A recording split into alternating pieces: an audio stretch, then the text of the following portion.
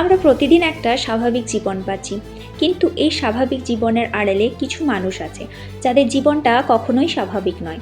তারা সীমান্তে দাঁড়িয়ে থাকে, রোদে বৃষ্টিতে, কনকনে ঠান্ডায়, শুধু একটাই পরিচয় নিয়ে, আমি একজন ভারতীয় সৈনিক। আজ আমরা জানবো আর্মি ডে কেন পালন করা হয়, এই দিনটার ইতিহাস কী, আর কিভাবে একজন সাধারণ মানুষ কঠিন আর্মি ট্রেনিংয়ের ভেতর দিয়ে একজন গর্বের সৈনিক হয়ে ওঠে।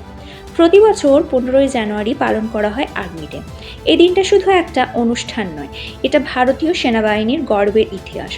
1949 সালে 15ই জানুয়ারি স্বাধীন ভারতের প্রথম ভারতীয় সেনাপ্রধান হিসেবে field marshal KM Cariappa Indian আর্মির দায়িত্ব গ্রহণ করেন।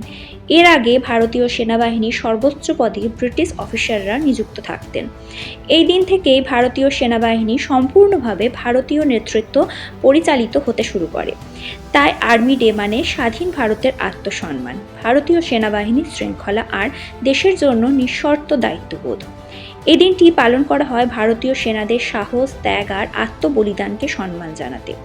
একটা কথা খুব পরিষ্কার, একজন সৈনিক জন্মায় না, তাকে তৈরি করা হয়।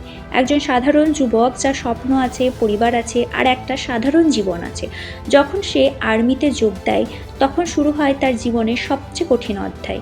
আর্মি ট্রেনিং মানে শুধু দৌড়ঝাঁপ নয়, ভোর হওয়ার আগেই দিন শুরু, দীর্ঘ দৌড়, কঠিন কসরত, অস্ত্র চালানো, কঠোর প্রশিক্ষণ, বরফে ট্রেনিং, মরুভূমিতে ট্রেনিং, জঙ্গলে ট্রেনিং, কম ঘুম, কোনো আরাম নেই, কোনো অভিযোগ নেই। এই ট্রেনিং একজন মানুষকে শেখায় কষ্টকে এড়াতে নয়, কষ্টের মধ্যেই দাঁড়িয়ে থাকতে। আর্মি ট্রেনিং শুধু শরীরকে শক্ত করে না, এটা মন আর চরিত্র তৈরি করে। এখানে শেখানো হয় নিজের আগে দল, দলের আগে দেশ, আর দেশের জন্য নিজের জীবনকেও তুচ্ছ মনে করা হয়। এই ট্রেনিং একজন সাধারণ মানুষকে ধীরে ধীরে একজন দায়িত্ববান, শৃঙ্খলাবদ্ধ ভারতীয় সৈনিককে পরিণত করে।